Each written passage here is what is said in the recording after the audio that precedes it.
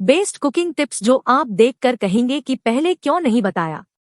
Cooking में कुछ tips ऐसे होते हैं जिसकी मदद से आप टेस्टी खाना फट से बना सकते हैं, और वो भी बहुत स्वादिष्ट। सारे टिप्स बहुत ही साधारण है, क्योंकि मैंने ये सारे टिप्स आजमाकर देखे हैं और मुझे बहुत पसंद आया, तब मैं सोची कि ये टिप्स आप लोगों के साथ भी शेयर किया जाए।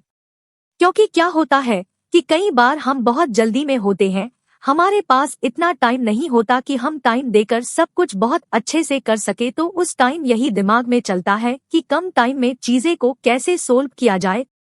पराठे बनाते वक्त अगर आप उबला हुआ एक आलू आटा में मिला देते हैं तो इससे पराठे बहुत ही स्वादिष्ट बनता है।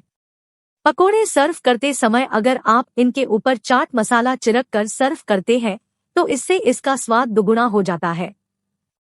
रैया में अगर हींग जीरा भूनकर डालने की वजह हींग और जीरे का तड़का भी लगाया जाए तब पर भी अच्छा ही बनता है। पकौड़ियाँ बनाते वक्त अगर आप इसके घोल में एक चुटकी अरारोट और थोड़ा सा गर्म तेल मिला दे तो इससे पकौड़ा कुरकुरा और टेस्टी लगता है। कढ़ी में जब तक एक उबाल ना आ जाए तब तक इसे चलाना चाहिए, नहीं तो ये अंदर से चिपक जाएगा।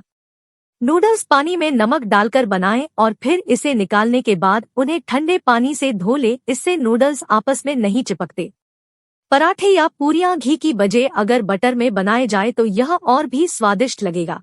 छेना फाड़ने के बाद उससे निकला हुआ पानी है, फेंके नहीं, इसका इस्तेमाल रोटी या पराठा का आटा गूंथने के लिए करें, इससे पराठा और रोटी मुलायम बनेंगे।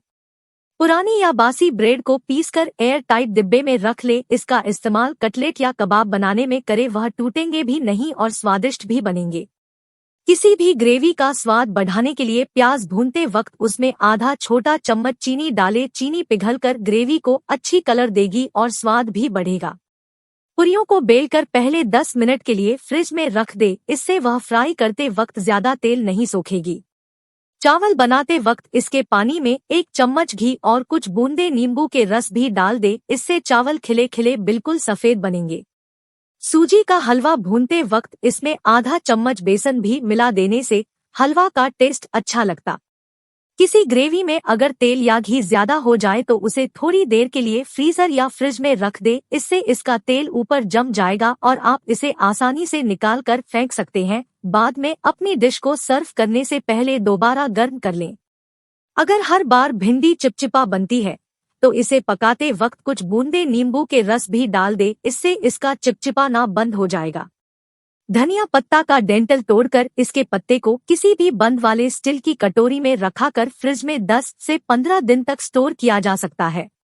अगर दाल बनाते वक्त सीटी के बाहर दाल ज्यादा निकल रहा है तो आप पहले ही कुकर के अंदर दाल के साथ तेल या कोई स्टील की कटोरी रख सकते हो, इससे दाल बाहर ज्यादा नहीं निकलेगी।